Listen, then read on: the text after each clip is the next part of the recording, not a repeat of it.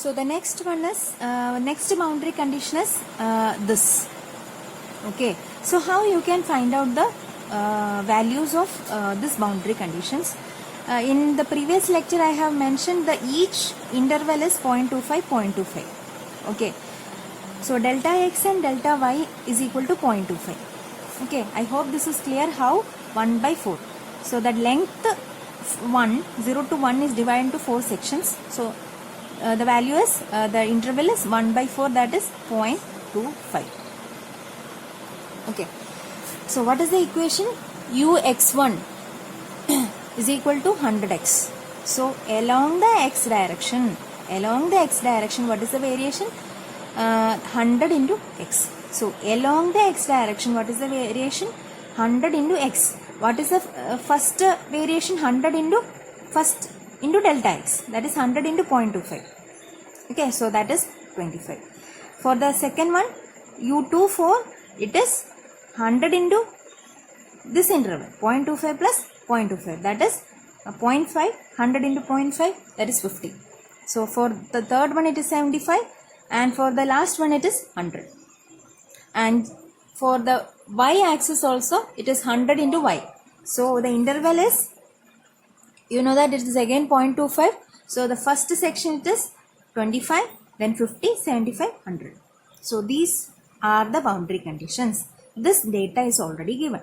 So the only unknowns are these nodal points, the values of these nodal points inside this particular boundary. Okay, so how you can find out this values? This can be found out using which formula? Standard diagonal 5-point formula and standard 5-point formula. So first I am going to find out U22. Okay, U22. Okay, so there is a reason for that also. Once we finish this particular problem, you will come to understand why we have taken U22 first. Okay, so U22 is at the exact center.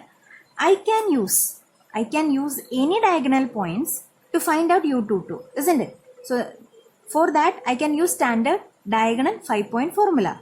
So I have the diagonal points, non-diagonal points U44, U04, U02, 00, U40. So this is at the exact center. I can use these 4 points. So I am taking the sum of all the values of these 4 points and taking and dividing it by 4. So I will get the answer as 25. So I got the value, isn't it? So I got the value U22 now. Okay. And so once I got U22, this is known as, isn't it? Now I can find out U33 using same standard diagonal formula. Why? Because I have the value for, what is the diagonal of this one?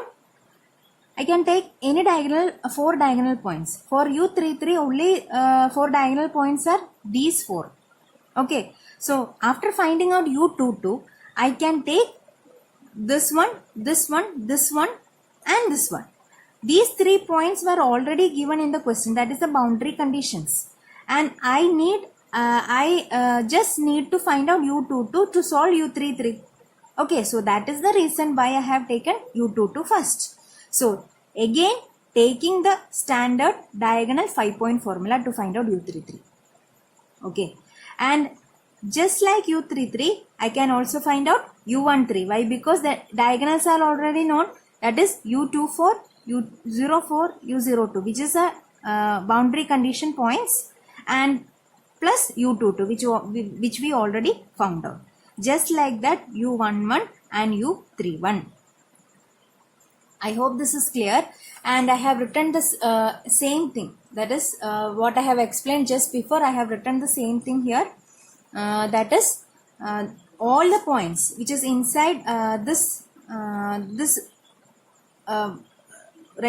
square grids can be found out using standard diagonal 5-point formula. So applying the 5-point formula, I will get the values of U11, U31, U33 and U13. So the points are Now no.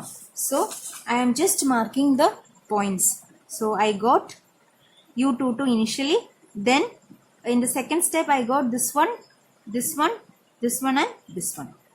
Now what are the next unknowns? This u23, u12, u21, u32 I have to find out next. Okay, so how I can use standard 5-point formula. So what was standard 5-point formula? Once you have the values of your neighboring 4 points, not the diagonal one, the neighboring points, you are able to find out the values of its